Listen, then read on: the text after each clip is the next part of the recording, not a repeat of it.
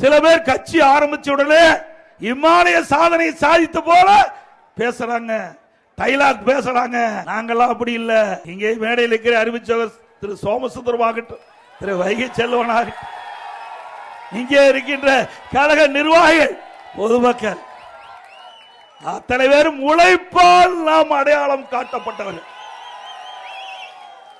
உழைப்புதான் நிலைக்கும். தொழில் செய்தாலும் உழைத்தால் ஏற்றம் பெறலாம், வேளாண் பணி மேற்கொண்டாலும் உழைத்தால் ஏற்றம் பெறலாம்.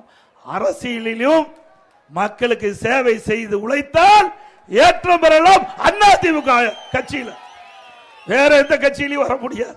ஏதோ மக்கள் மிகப்பெரிய செல்வாக்கதை பெற்றை போலவும், இந்த நாட்டிற்கு உழைத்ததை போலவும், இனி அவர்கள் வந்துதான் இந்த நாட்டை காப்பாற்றுவதை போலவும் இன்றைக்கு சில அடுக்கு மொழியால் பேசி வருகிறார்.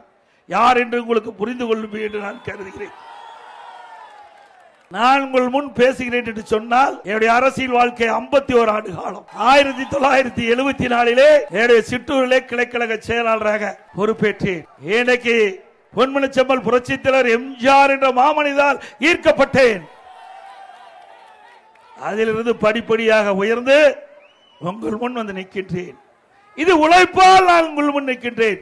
சில பேர் உழைப்பே கொடுக்காம பலனை எதிர்பார்க்கிறாங்க, ஆனால் அது நிலைக்காது. ஏனென்று சொன்னால் உழைக்கின்ற உழைப்பு எப்பொழுதும் நிலைக்கும், நிரந்தரம்.